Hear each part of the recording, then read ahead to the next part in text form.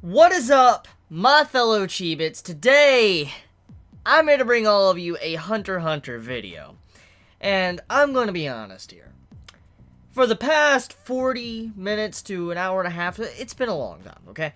I've been looking at this chapter and contemplating over and over again, running everything I know in my head about what is going on and how these abilities can be used. And I'm just going to say right now, this is just probably going to be a discussion video on Chrollo and his abilities, and also how Hisoka is going to be able to overcome them. I mean, this chapter made me start thinking rather hard, and maybe I am overthinking quite a bit when it comes to the abilities of Chrollo, because when I read this chapter, there was a bunch of abilities that were introduced, and that's what majority of this chapter is. Like, to give a brief summary to this chapter of Hunter x Hunter, once again, it's very similar to last week's chapter, and we get more abilities explained, and we get to see some interesting concepts going on here where how these abilities can be combined, and Hisoka is going to have to deal with them.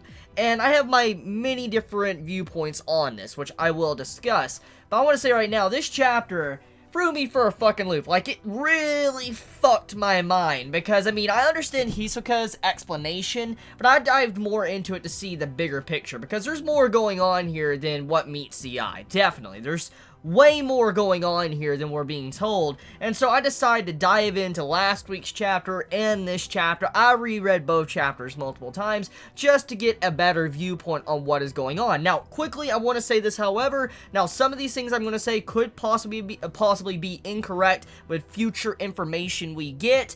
That's a possibility. So just take all this, some of it, with a grain of salt. So anyways, okay, so as we know, last week we found out about these abilities, which I have the wiki pages popped up for I can read the description of these abilities for all of you Chibits, and then dive into the meaning of them. So, we found out last week about Chrollo's different abilities. We found out about, like, 3 different abilities he has on him, and as we knew, one of his abilities he showed us last week, Black Voice, it was an ability that he actually took from one of his fellow friends from the Phantom Trope.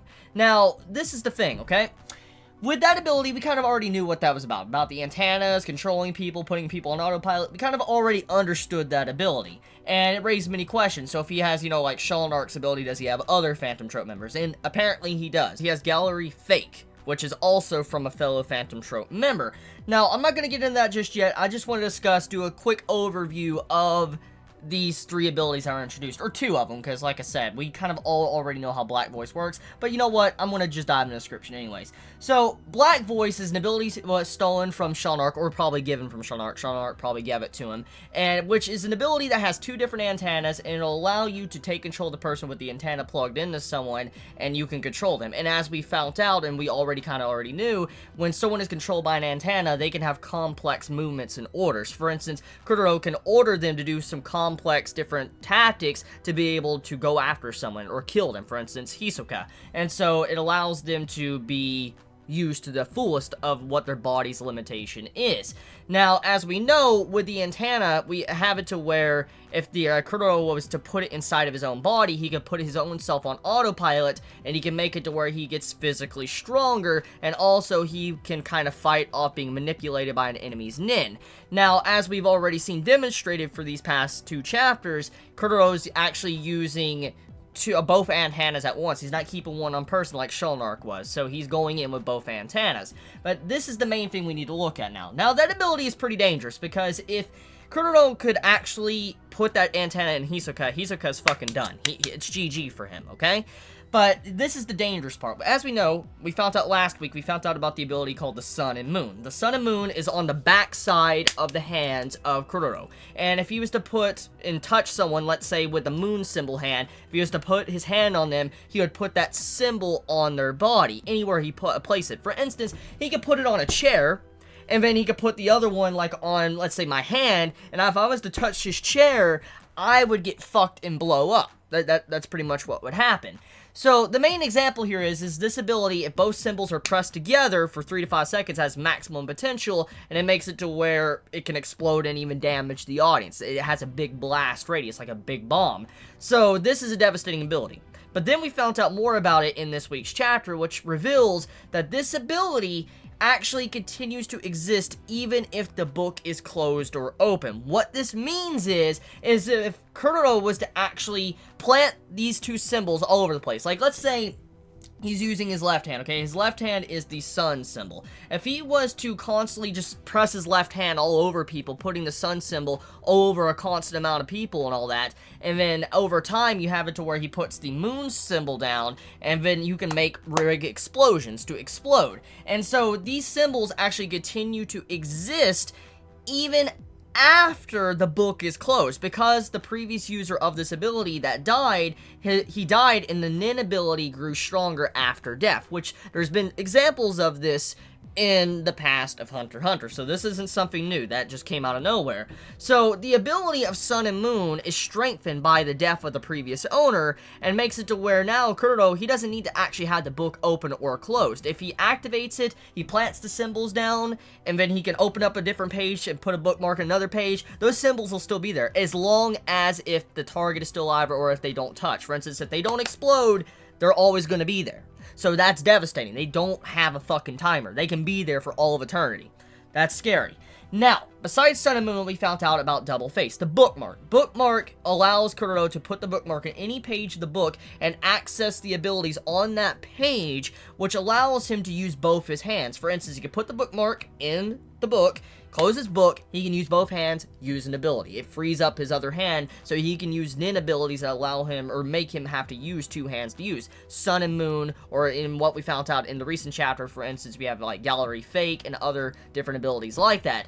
So the Double Face bookmark is a devastating ability because it opens up many potential possibilities and combos that Chrollo can use. For instance, he can use Double Face to use the Sun and Moon, but he can also use that at the same time while maybe using other abilities from a different page. For instance, if he was to, let's say, use the ability of Sun and Moon, but he has the book open to it, but then he has the bookmark in the, let's say, Gallery Fake, he could use Gallery Fake while using Sun and Moon.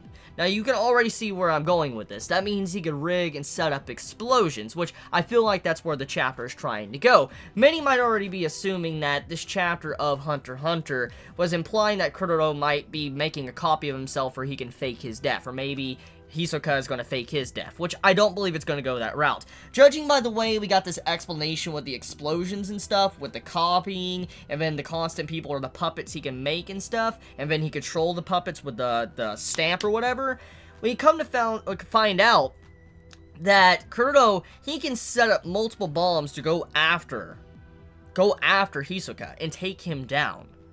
And that right there is scary as fuck, because as he's putting his bookmark and he's hiding and changing his appearance and stuff but behind the crowd, he can plant these symbols of Sun and Moon all over the people, which is on the back of his hands. Like, I want to point that out here real quick, okay?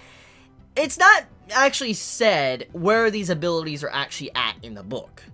Togashi doesn't go that far. He doesn't go that far to say what page these abilities are on, and if, for instance, the Sun and Moon, page is on the exact same page as, for instance, Gallery Fake or something, or the stamp. It's not actually said where these abilities are in the book, but as we know, if Chrollo has the book open, the abilities on the part of the book open he can use. And also the bookmark, if he has it in a different page, he can use those abilities. So, if he, let's say, has the Sun and Moon and Gallery Fake on the same exact page, that means he has access to both of those abilities at once, for instance, using both hands.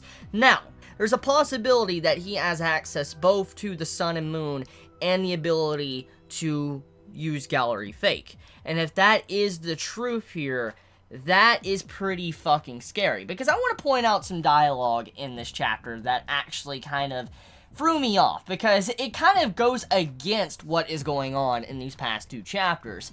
So here is what Chrollo says himself right on the second page of this latest chapter. It is up to the ability user to compensate for its drawbacks. The ability's drawbacks. For example, by concealing as much as possible about the power, which that goes against quite a bit of what Chrollo has been doing. for the past 2 chapters. He's been explaining his ability in Bleach fashion. That's exactly what he's been doing. And I've discussed this in the last review. I said most likely one of the restrictions that, Chrollo has to overcome now is he has to explain the ability he's going to use because of being able to use the bookmark. It's overpowered. Most likely he has to explain the abilities in depth. And that's probably what he's doing. It's a restriction he has to follow by.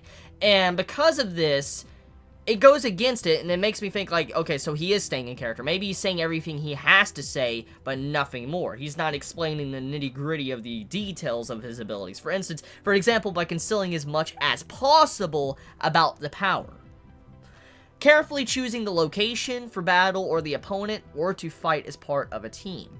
But in addition to all that, I am able to increase the number of abilities I have at my disposal, which means until I am certain that I have both tools to achieve victory, I can just keep on waiting. So he was waiting for this time to fight Hisoka until he was certain he can win, which he is 100% certain now he pretty much can win.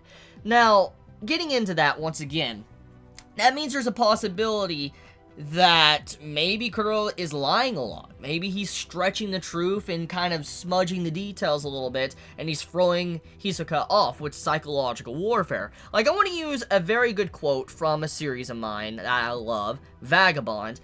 If you focus on the limb, you miss the tree. You focus on the tree, you miss the entire forest. What this means is that if Chrollo gets Hisoka thinking about all these abilities, or the certain combo he's trying to do, it makes Hisoka into overworking his brain. He's like, okay, so his ability, he's going to put his bookmark in, he's going to use Black Voice, and then he's going to maintain that ability, and then he's going to use Convert Hands, and then he's going to be able to continue using this ability, and then he's going to change his appearance, put the bookmark in, and close his book and hide. Pretty much a constant repeat. He's making, Hisoka think over and over again, like, okay, so how is his ability going to work? He's focusing in on these combos, but he's not seeing the entire picture here. There's a possibility that he can throw in more abilities. There's a possibility that, there's something else on these abilities that he hasn't explained. Maybe there's other conditions. So, right here, it lets us know that Chrollo, he probably is not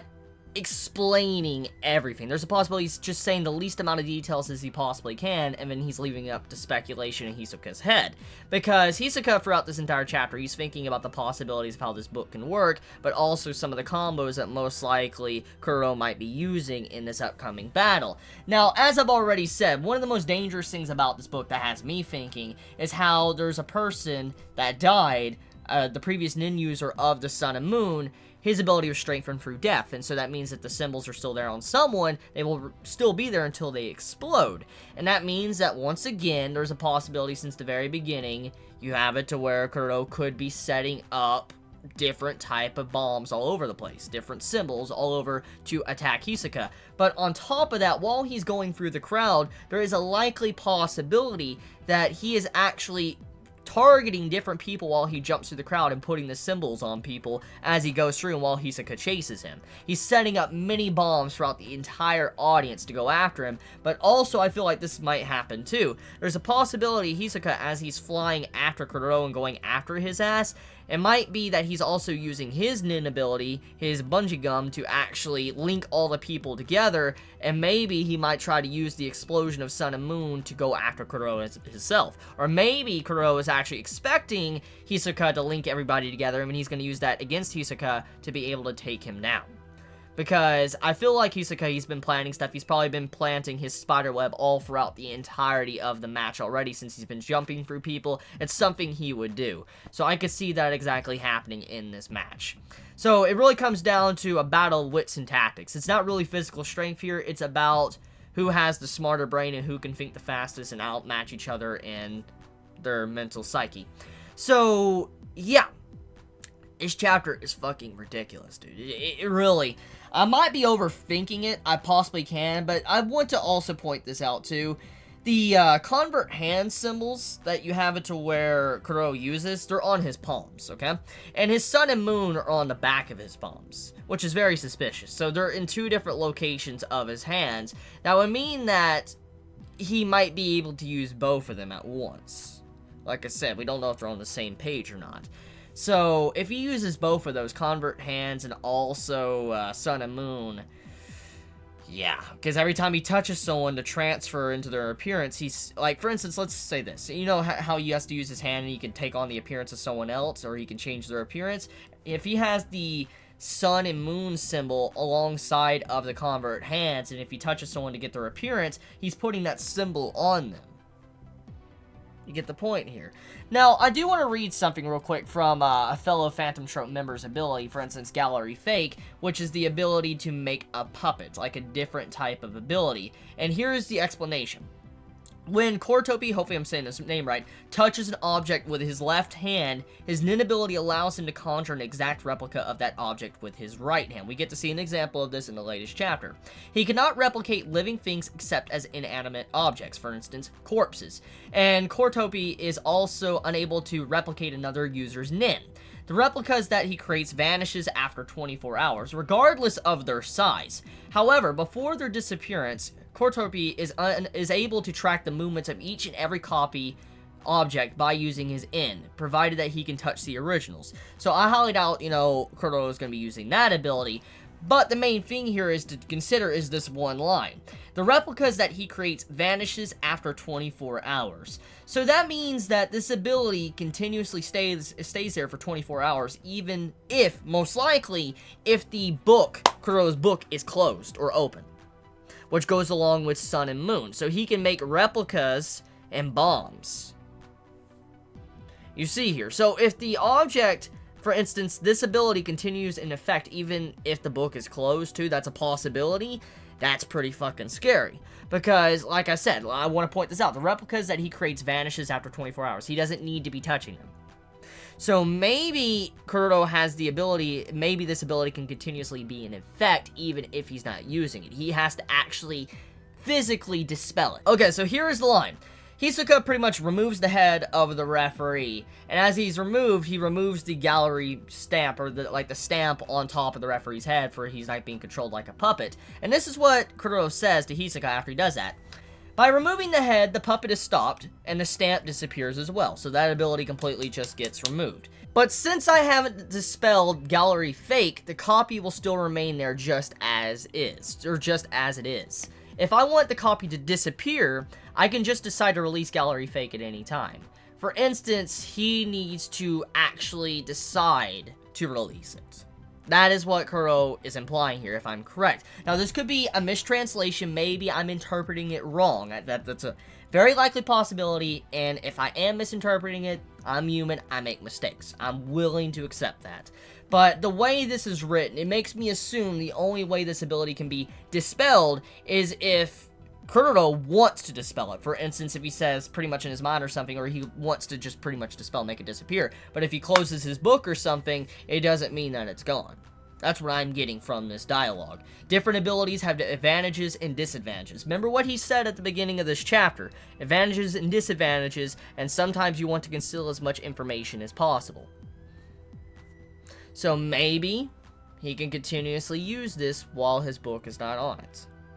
And if so, that would mean that he can make copies.